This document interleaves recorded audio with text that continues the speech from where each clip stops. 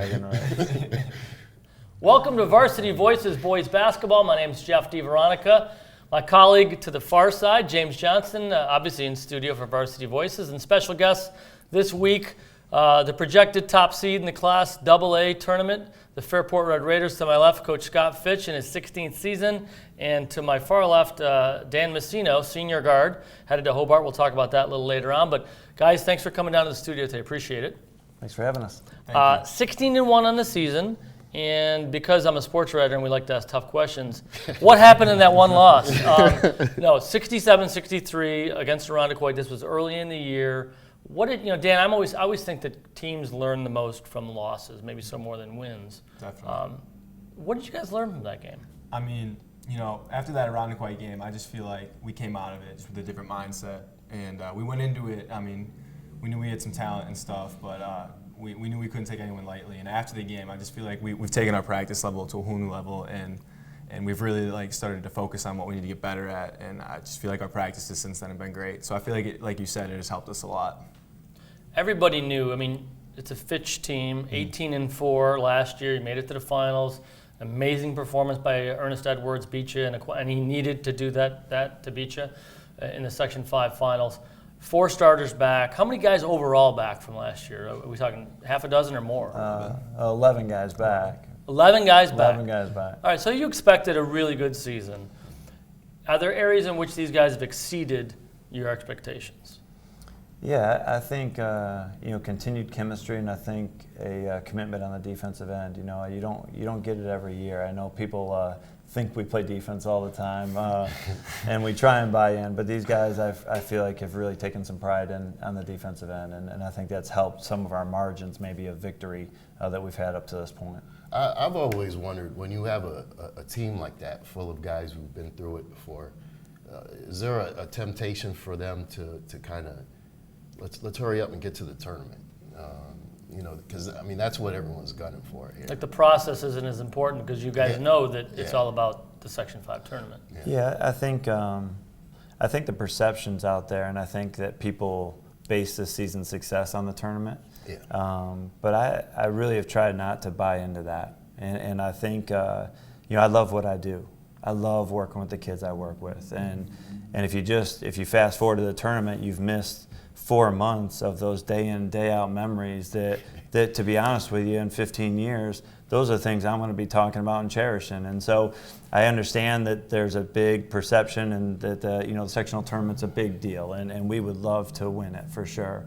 But I also would say that for me personally, and I've tried to get the guys to have that same perspective, to just embrace each other, because this group's been together all the way through, right. And their friendships and camaraderie is unmatched, and so trying to get them to embrace that, I guess, a little bit more, and not focus on the title as much if you can help it, but hard to do. Well, as a player, Dan, what's your perspective of that? It's a long season. You guys know what you're shooting for here. Mm-hmm. I don't think it can be said much better than what Coach Fitz said, but he's really got us to buy in and trust the process. And as far as me, and I know I can speak for all my guys when I say this, and we have fun when we go to practice. We're at each other every day, and we're pushing each other, but we're having a great time. And one thing that coaches stressed, especially the last couple weeks, is really enjoying every moment of it. And being a senior and looking back, I've seen how fast it really goes. And it's sad to think that I got a couple games left in the regular season, but I think that's been a big part for us, is really having fun in the process and pushing each other. But I feel like when you get a little bit lost in that, that's when you start to really see that improvement, having fun while doing it. So. Well, you had 4 returning starters. Your top scorers right here to our left, 19 points a game, Dan, 6 rebounds a game, 5 assists. You fill up the stat sheet a lot. Cam Keeley, 12 points a game, along with Ryan Algier, your big center at 6'8", and then coming in just under double digits is Stephen Gable. You have a lot of balance, and I know you go deep. That's kind of one of the things you do usually. When you have the horses, you put them out there. But Dan, let me ask you this. This is 16 years, is by far the big. You're like a midget, 6'2", right? Small, yeah. I'm sorry, little person. Sorry. 6'4". There are 9 guys on this roster 6'4". Mm-hmm. How much has that helped you this year? Have you done anything differently because of that? Because they have so much size. I don't think I've really done anything differently. I mean, maybe in the past I've had to crash and team rebound a little bit more, but I mean, I still think I'm doing that just as much. But I think it's definitely allowed us to compete with teams that are a little bit more athletic than us. I mean, we're not jumping out the gym. We're big, but we're not extremely athletic. Well, little birdie told me that maybe because of the size, which means your individual matchups are a little tougher if you're facing a quicker, smaller team. A little more zone this year, Coach Fitch. What? Yes? What? Like they haven't been scouting. No, every year I go in and you try and use your strengths. This year, one of our strengths is length, and so you try and do things that help you maximize that. And as a coach, you're trying to put your guys in a spot to be successful, and so we are mixing in more zone probably than we have in the past. Definitely. Some of the results more recently, have been more eye-popping. I mean, we mentioned that loss around Kuwait. Some of your other really tough tests. And you have a big one Friday night going to Rush. Never an easy place. It's a rivalry and to play. That's a tough gym. But you beat Kearney 74-58. Kearney with a big win on Tuesday night over UPrep to really announce themselves as someone you certainly no one can overlook. But you beat them 74-58. And then the one that really kind of shocked me, we kind of hyped it up. Aquinas, it's a rematch of the championship game last year, January 28th, not long ago, 55-29. Now, I know you're going to sit there and tell me that there's not a 30 or 26 point difference in these teams. What happened? I think they're still finding themselves. I mean, they not only had a change in coach, which just takes you a while to, I think, get your philosophy put in. They also lost some great guys. They lost Ernest Edwards, an amazing athlete. So they do have two back that are great players. And I think we caught them on a good night. I mean, our guys were very motivated. We've lost to them the last couple of years, and so it was a big mental game for us. So I think we probably had a little bit more energy going in. But I just think we caught them on a good night. We played very well. They struggled a little bit, but yeah, if we meet them again, we know it's going to be a tough game. That can happen, right? You guys are playing great. They have a couple bad quarters, and all of a sudden the game's out of hand. James, you've covered a lot more boys basketball than I have in the last couple decades here, and you've covered a lot of games with the Fairport team. When I ask you, if I just ask for a few words, how would you describe Fairport boys basketball in a few words? Consistency. Year in, year out, you have to play a certain way on defense. You're going to get a certain level of effort, and I admire that, and I think that's like a baseline for their success. You could kind of go from there. You're asking what happened to the Aquinas offense. The Fairport defense happened, right in your shorts, right? You have to beat them. They're not going to beat themselves, I guess is what I'm trying to stutter and stammer. Way more than a few words, but that's okay.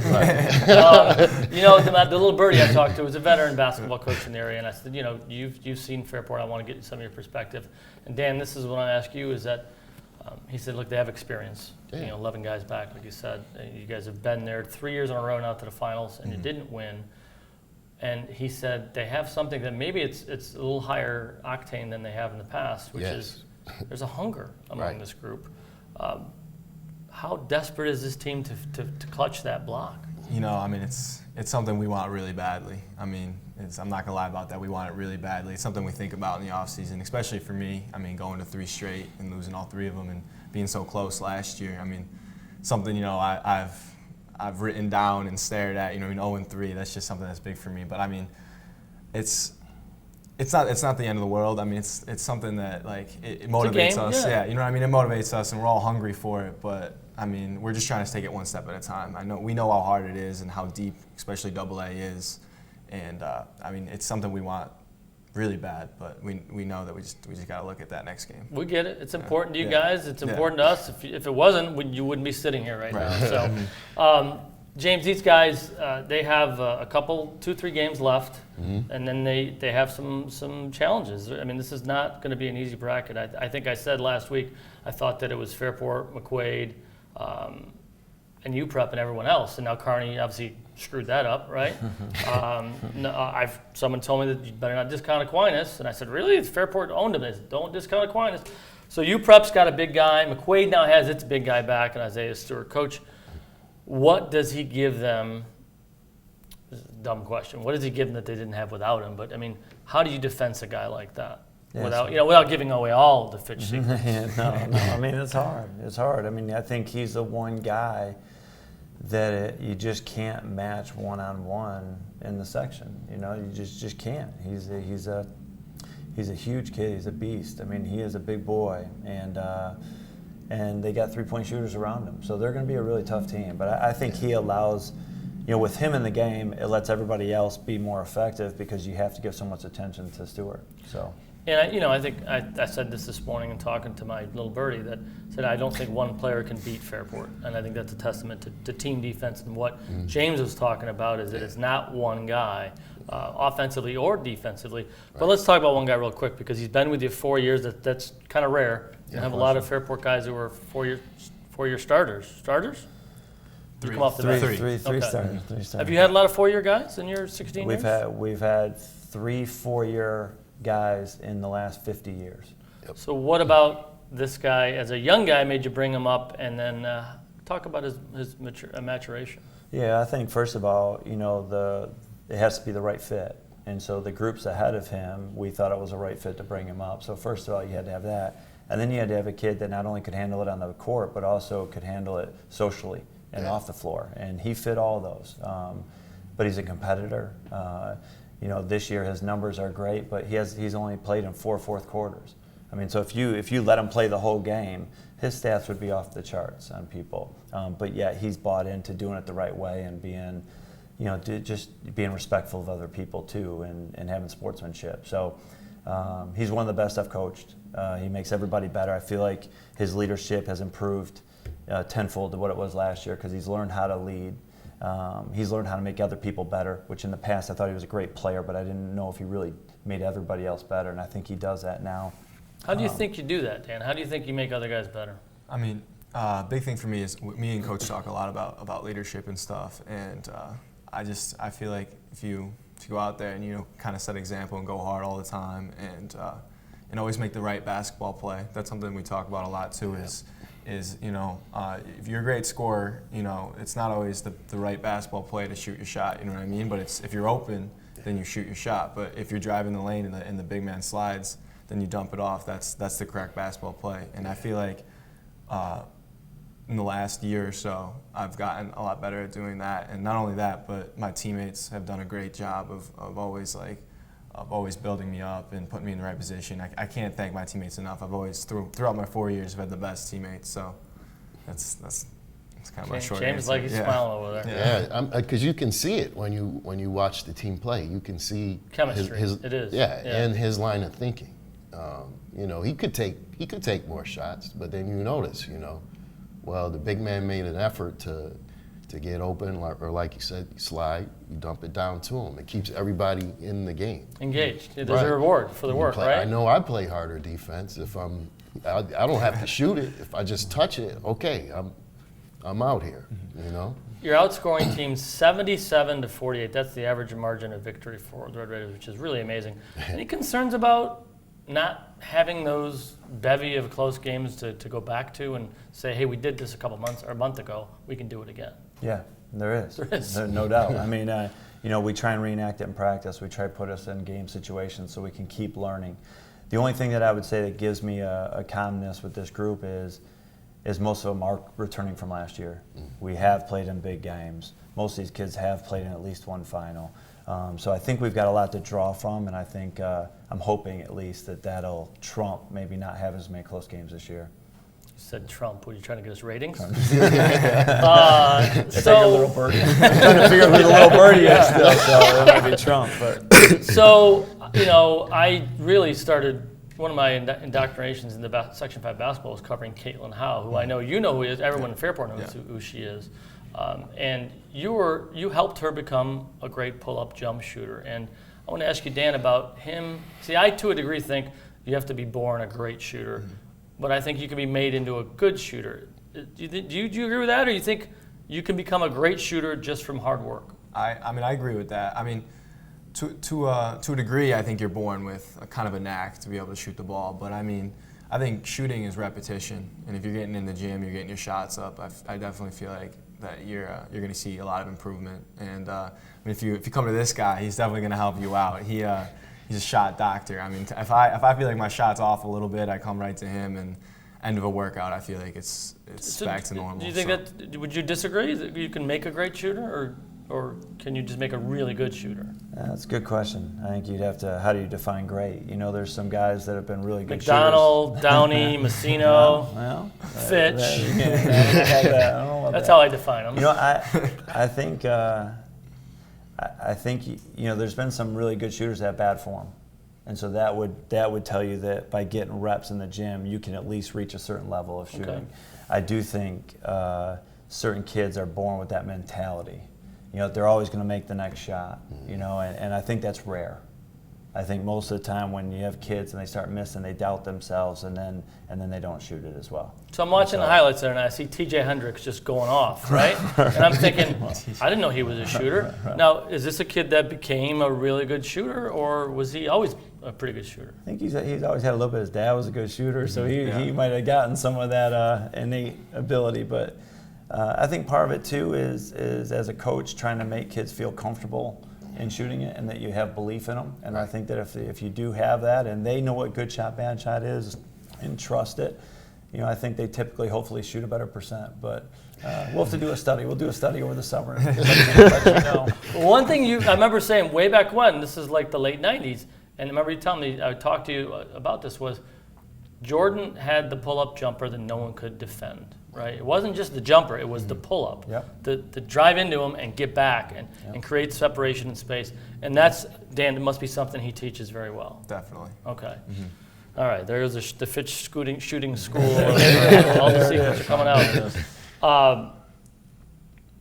It's going to be a great Section 5 tournament. That's why we want to have you guys down here. I think I'd be tough. Usually a number 1 seed, you're going to have to say you're usually the team to beat. How do you feel going into it? You said you have a couple games left. Has it hit you that Hobart is next after this, and that's going to be your next team? How much of a part of Fairport basketball has been in your life? I mean, it's been a huge part of my life, and I mean, like I hit on earlier, it's starting to hit me a little bit that I only have a few games left, and with senior night next Wednesday, writing my bios out, you know what I mean, to kind of be read, it just. You know, I tear up a little bit because it's been such a huge part of my life, and Coach Fitch has been such a huge part of my life the last 4 years. And to think that I'm not going to have him on the sidelines with me anymore, you know what I mean? But I just feel like he's done such an amazing job of getting me ready for that next step, that I feel like I'm ready for it as much as I you know, don't necessarily want to leave high school. I'm excited for the next step, and I just feel like as much as I'll be kind of upset when it's over. I feel like I'm going to try to celebrate it. You know what I mean? I'm going to try and think back of all the amazing times I've had with him, with my past teammates, you know, with my best friends, you know, senior class. These guys are awesome, and I'm going to be upset. But like I said, I'm going to really try and look back on it as 4 great years, 4 amazing years. Like you guys both said, it's about the memories, right, James? Yeah, I mean, not the trophies, it's about the memories. Right. You're not going to have any choice. I mean, there's been so many good moments with this team. You know, you guys are trying to get one more, and we all know what we're talking about, but there's a lot to choose from. I mean, you just weren't so darn good, there might be a couple buzzer beaters that didn't remember, 30-point games.